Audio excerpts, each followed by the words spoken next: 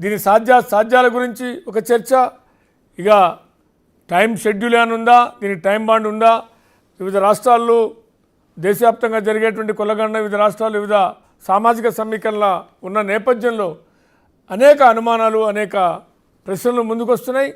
ఇక క్రెడిట్ మరోవైపున రాజకీయంగా ఎవరు దీన్ని కాంగ్రెస్ క్రెడిట్ తీసుకోవాలంటే లేదు, వాళ్ళు చేసిన కులగణన అంతా రాజకీయ కులగణనే, మేమే దేశవ్యాప్తంగా కేంద్ర ప్రభుత్వం చేసేదే సరైన సిసలైన అసలైన కులగణన అని బీజేపీ క్రెడిట్ తీసుకోవడానికి ప్రయత్నం చేస్తుంది. ఇదే మన సబ్జెక్ట్లోకి వెళ్దాం. అంతకన్నా ముందు వివరాలు ఒకసారి చూద్దాం. కేంద్రం తీసుకున్న కులగణన నిర్ణయం చుట్టూ రాజకీయం చాలా వేడెక్కేలా కనిపిస్తోంది. ఇప్పటికే కాంగ్రెస్ బీజేపీ మధ్య క్రెడిట్ వార్ నడుస్తుండగా దీన్ని ఎన్నికల్లో ఎలా ప్లస్ పాయింట్ గా మార్చుకోవాలోనన్న విషయాల చుట్టూ రెండు పార్టీల వ్యూహాలు పదునెక్కుతున్నాయి. నిజానికి నార్త్ ఇండియా దగ్గర నుంచి సౌత్ వరకు కులాల ఆధారంగానే ఎన్నికలు జరుగుతుంటాయి. కాస్ట్ పాలిటిక్స్ గెలుపోటములపై ఎఫెక్ట్ చూపుతుంటాయి. ఇప్పుడు ఈ కులగణన మైలేజ్ ను తమ ఘనతే అని చెప్పుకునేందుకు కేంద్రంలో కాంగ్రెస్ బీజేపీ పోటీ పడుతున్నాయి.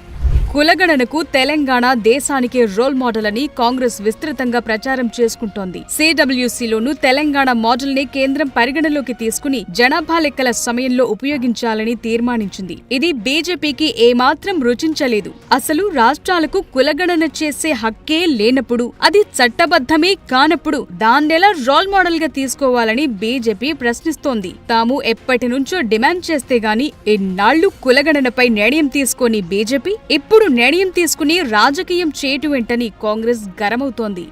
కులగణన సర్వేకు మధ్య తేడా ఏంటో అందరికీ వివరించాలని, ఇందులో కాంగ్రెస్ చేసిందేమీ లేదని తెలంగాణ బీజేపీ ప్రచారం చేసేందుకు డిసైడ్ అయ్యింది. ఏ మాత్రం క్రెడిట్ హస్తం పార్టీకి వెళ్లకుండా ఇప్పటి నుంచే జాగ్రత్తలు తీసుకుంటున్నారు. అటు ఉన్నట్టుండి కేంద్ర మంత్రివర్గం కులగణన చేయాలని నిర్ణయించడం వెనుక కారణాలు ఏమై ఉంటాయన్న చర్చ కూడా పెరుగుతోంది. ఈ ఏడాది అక్టోబర్ నవంబర్లో బీహార్ అసెంబ్లీ ఎన్నికలున్నాయి. నిజానికి అక్కడ కుల రాజకీయాల జోరు ఎక్కువగా ఉంటుంది. 2023లో కులగణన జరిపి దాని ఆధారంగా రిజర్వేషన్ కోటాను పెంచే ప్రయత్నం చేసిన కోర్టుల్లో అడ్డుకట్టపడింది.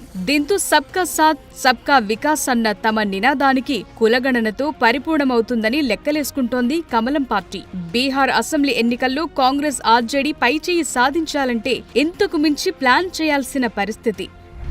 బీహార్లో 36% అత్యంత వెనుకబడిన వర్గాలు, ఈబీసీ 27.1% మంది బీసీలు ఉన్నారని 2023 కులగణన వెల్లడించింది. అటు 2027లో జరిగే యూపీ అసెంబ్లీ ఎన్నికల్లోనూ కులగణన చుట్టూ గేమ్ నడిపేలా పొలిటికల్ పార్టీల వ్యవహారం నడుస్తోందంటున్నారు. సో కాస్ట్ సెన్సస్ ఆధారంగా బీజేపీ ఎన్ని ప్లాన్లు వేసినా తెలంగాణలో కులగణన చేసి నిజాయితీ చిత్తశుద్ధి నిరూపించుకున్నామన్న విషయాన్ని కాంగ్రెస్ పార్టీ రాహుల్ గాంధీ అన్ని రాష్ట్రాల్లోనూ ప్రస్తావిస్తూ వస్తున్నారు. ఈ విషయంలో తామే నిజాయితీతో ఉన్నామంటున్నారు. సో కులగణన ఎజెండా కులమే బలంగా మారుతున్న ప్రస్తుత రాజకీయ పరిస్థితుల్లో రాబోయే కీలక రాష్ట్రాల అసెంబ్లీ ఎన్నికల్లో బిగ్ ఇంపాక్ట్ చూపేందుకు రెడీ అవుతోంది. అయితే ఓటర్లు ఎటువైపు మొగ్గు చూపుతారన్నదే ఇప్పుడు హాట్ డిబేట్. కులగణన విషయంలో ఏ పార్టీని ఎక్కువగా నమ్ముతారన్న విషయంపైనే విజయావకాశాలు ఆధారపడబోతున్నాయి.